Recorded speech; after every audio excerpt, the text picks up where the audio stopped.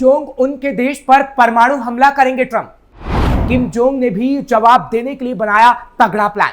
अगर दुनिया के सबसे सनकी नेताओं की लिस्ट बनाई जाए तो उसमें एक कुर्सी हो सनक के सरताज की, तो उस कुर्सी के दो दावेदार सामने खड़े होंगे। एक उत्तर कोरिया का तानाशाह किम जोंग उन और दूसरा अमेरिका के राष्ट्रपति डोनाल्ड ट्रंप। सवाल यह है कि दोनों में बड़ा सनकी कौन है। किम जोंग को पूरी दुनिया एक मिसाइल मार तानाशाह के तौर पर जानती है, जो सुबह उठकर मिसाइल टेस्ट करता है और शाम को परमाणु युद्ध की धमकी दे देता है। लेकिन अब ट्रंप भी उसी रेस में शामिल हो चुके हैं और उनकी ताजा बयानबाजी ने दुनिया को हैरान कर दिया है। दावा यह है कि ट्रंप दोबारा सत्ता में आने से पहले ही उत्तर कोरिया पर परमाणु हमला करने का मन बना चुके थे। यानी अब अगर किम जोंग की सनक और ट्रंप की सनक एक साथ टकरा गई तो समझ लीजिए एशिया से लेकर अमेरिका तक दुनिया के नक्शे पर गड्ढे पड़ सकते हैं। इस वक्त इजराइल और ईरान एक दूसरे को बम से जवाब दे रहे हैं। रूस और यूक्रेन पहले से युद्ध में है और अब अगर अमेरिका उत्तर कोरिया से टकरा गया तो ये तीसरे विश्व युद्ध का ट्रेलर हो सकता है। नमस्कार, कैपिटल टीवी का खास शो कच्चा चिट्ठा देख रहे हैं आप। मैं हूं आपके साथ हर्ष भारद्वाज। जब पश्चिमी एशिया में ईरान और इजराइल के बीच हालात युद्ध जैसे बन चुके हैं, ऐसे में एशिया के एक और कोने से परमाणु हथियार की गूंज सुनाई देने लगी है। दक्षिण कोरिया के एक अधिकारी ने संकेत दिया है कि अगर उत्तर कोरिया किसी भी तरह की सैन्य कार्रवाई करता है तो अमेरिका उसे परमाणु हमले से जवाब दे सकता है। यह बयान ऐसे समय में आया है जब वैश्विक सुरक्षा संतुलन पहले से ही डामाडोल स्थिति में है। ली जोंग सोक, जो दक्षिण कोरिया की खुफिया एजेंसी के निदेशक पद पर है, ने अपनी बात रखते हुए कहा कि अगर उत्तर कोरिया दक्षिण कोरिया पर हमला करता है तो अमेरिका बैलिस्टिक मिसाइलों से लैस परमाणु हथियारों का इस्तेमाल कर सकता है। उन्होंने यह भी कहा कि वॉशिंगटन अपनी प्रतिक्रिया में संकोच नहीं करेगा, भले ही उत्तर कोरिया पहले से ही अपनी मिसाइलों को तैनात कर चुका हो। हालांकि इस बयान पर अमेरिका की ओर से कोई अभी आधिकारिक पुष्टि तो नहीं आई है, लेकिन उत्तर कोरिया लंबे समय से परमाणु हथियारों और बैलिस्टिक मिसाइलों के परीक्षण करता आ रहा है, जिससे न सिर्फ दक्षिण कोरिया बल्कि अमेरिका समेत पूरे दक्षिण प्रशांत क्षेत्र में चिंता बनी रहती है। किम जोंग उनकी सरकार बार बार अमेरिका और उसके सहयोगियों को चेतावनी देती रही है कि वो किसी के मना करने पर नहीं रुकने वाला। अमेरिका ने कई बार की उत्तर कोरिया को रोकने की कोशिश। परमाणु हथियार बनाने की कोरियाई यात्रा शुरुआत में काफी खुफिया रही। 60 के दशक में उसने अपने मित्र देश सोवियत संघ, जो कि अब रूस है, से मदद लेकर न्यूक्लियर तकनीक सीखनी शुरू की थी। इसे बिजली बनाने और प्रयोग की आड़ में किया जाता रहा। 80 तक योंगब्योन में गैस ग्रेफाइट रिएक्टर बनाया गया। इसी बीच देश ने परमाणु अप्रसार संधि यानी एनपीटी पर साइन किया ताकि देशों में भ्रम बना रहे। हालांकि वो अपने यहाँ इस संधि से जुड़े दल को आने से रोकता रहा। इंटरनेशनल इंस्पेक्शन उसकी पोल खोल सकता था। साल 2003 में नॉर्थ कोरिया ने एनपीटी से बाहर आने का ऐलान कर दिया। वो असल में हथियार बनाने के काफी करीब पहुंच चुका था। इसके 3 सालों बाद ही वहां पहला परमाणु परीक्षण हुआ। तब जाकर दुनिया को पता लगा कि इस सारे वक्त वो केवल भ्रम बनाए हुए था और अंदर ही अंदर हथियारों पर काम कर रहा था। 90 के दशक में भी अमेरिका को भनक लग चुकी थी कि कोरियाई शासक कुछ तो कर रहा है। बातचीत पर कोरिया ने योंगब्योन रिएक्टर बंद करने का वादा किया। बदले में यूएस ने उसे एनर्जी की मदद का वादा किया। हालांकि विश्वास दोनों देशों को एक दूसरे पर था ही नहीं। दोनों ही एक दूसरे पर वादा खिलाफी का आरोप लगाते रहे। परमाणु बनाने के ऐलान के साथ ही दुनिया हरकत में आई और 6 देशों ने मिलकर नॉर्थ कोरिया पर दबाव डाला। कई दौर की बात के बाद उत्तर कोरिया ने रिएक्टर बंद भी किए, लेकिन बाद में फिर से चालू कर दिए गए। साल 2010 आते आते कोरियाई सरकार ने बातचीत से एकदम दूरी बना ली और एक के बाद एक परमाणु टेस्ट करने लगा। यूनाइटेड नेशन ने भी उस पर पाबंदी लगाई, लेकिन खास फर्क नहीं पड़ा। वो रूस, चीन जैसे देशों की मदद से टिका रहा और परमाणु बनाता रहा। अमेरिका उत्तर कोरिया पर हमला क्यों नहीं कर रहा? नॉर्थ कोरिया के पास 30 से 50 परमाणु हथियार माने जा रहे हैं। उसके पास लंबी दूरी की मिसाइलें हैं, जिसकी मदद से वो बॉम्ब को दूर दराज के देशों तक पहुंचा सकता है।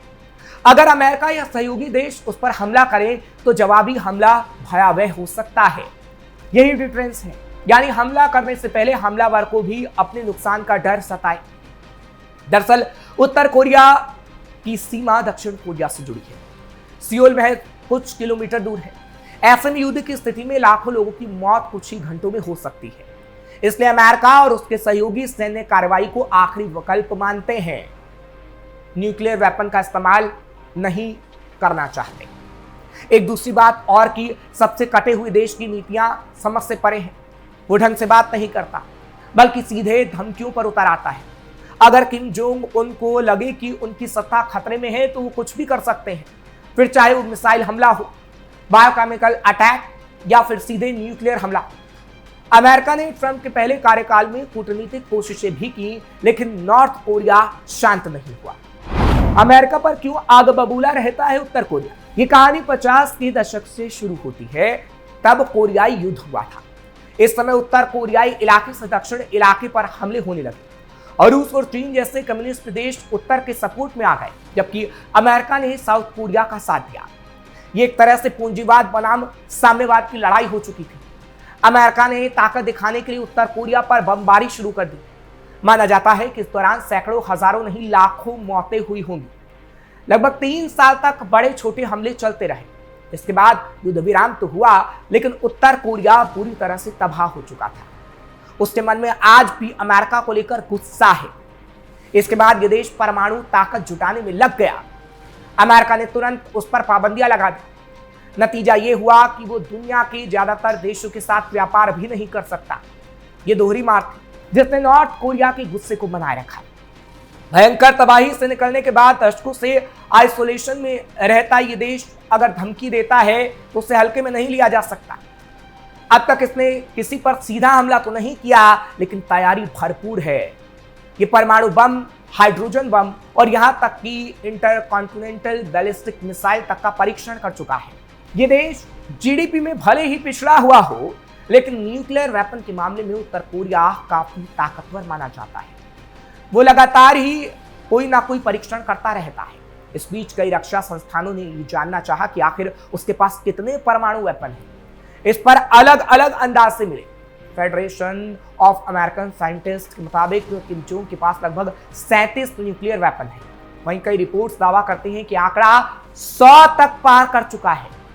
हिरोशिमा से 6 गुना ज्यादा खतरनाक हथियार। नॉर्थ कोरिया के पास सबसे खतरनाक हथियारों का अनुमान लगाते हुए यूनाइटेड स्टेट्स जियोलॉजिकल सर्वे ने एक खौफनाक बात कही। साल 2017 के आखिर में उसने कहा था कि किम जोंग के पास जो सबसे घातक न्यूक्लियर हथियार है वो हिरोशिमा नागासाकी पर गिरे बमों से 6 गुना से भी ज्यादा ताकतवर है। साथ ही इसे बनाने में जो एक्सप्लोसिव ट्राइनाइट्रोटोलिन इस्तेमाल हुआ है वो बाद में भी अपना घातक असर बनाए रखता है। उत्तर कोरिया चाहे तो समुद्र पर हमला करके सुनामी जैसा असर पैदा कर सकता है। ये बात खुद किम जोंग ने कही थी। टाइम्स मैगजीन में छपी एक रिपोर्ट के मुताबिक उसके पास अंडर वाटर अटैक ड्रोन है, जिसकी मदद से रेडियो एक्टिव सुनामी लाई जा सकती है। ऐसा तब होगा जब ये देश पानी के जरिए न्यूक्लियर हमला करेगा। अगर ऐसा होता है तो पानी में रहने वाले जीव जंतु तो मरेंगे ही, पानी का इस्तेमाल करने वाले भी खतरनाक रेडियो एक्टिव संक्रमण का शिकार हो जाएंगे, जिसका असर पीढ़ियों तक रह सकता है। उत्तर कोरिया के पास बहुतेरी मिसाइलें हैं जो अलग अलग दूरी तक वार कर सकती हैं। सबसे लंबी दूरी तक जाने वाली बैलिस्टिक मिसाइल 15,000 किलोमीटर से ज्यादा दूरी तक अटैक कर सकती है, यानी ये दूसरे महाद्वीप पर भी हमला कर सकती है। इसके बाद 13,000 किलोमीटर से लेकर 150 किलोमीटर तक अटैक कर सकने वाली मिसाइलें हैं। अगर केमिकल वेपन की बात आए तो किम जोंग का देश बेहद खतरनाक साबित हो सकता है। कथित तौर पर यहां पर वीएक्स और सेरिन नाम के घातक नर्व एजेंट बनाए गए हैं और जमा किए जा रहे हैं। नॉर्थ कोरिया खुद तो इस बारे में काफी सीक्रेटिव है, लेकिन साउथ कोरियन डिफेंस मिनिस्ट्री के मुताबिक 2020 में उसके पास 2,500 से 5,000 टन तक नर्व एजेंट थे। यह आंकड़ा सैटेलाइट इमेज के अलावा वहां से भागे वैज्ञानिकों ने बताया। कुल मिलाकर इतनी मात्रा में लाखों लोगों को एक साथ मौत की सजा तक दी जा सकती है, जिसके बाद यह कहा जा सकता है कि अगर अमेरिका जैसा सुपर पावर देश और उत्तर कोरिया टकराए तो दुनिया में भारी तबाही होगी और शायद हजारों सालों बाद तक भी इसका असर देखने को मिल सकता है। फिलहाल कच्चा चिट्ठा के खास प्रोग्राम में बस ना ही कल फिर आपसे मुलाकात होगी। खबर कैसी लगी कमेंट सेक्शन में जरूर बताएं। खबर को लाइक शेयर करिए। कैपिटल टीवी को सब्सक्राइब करना मत भूलिएगा।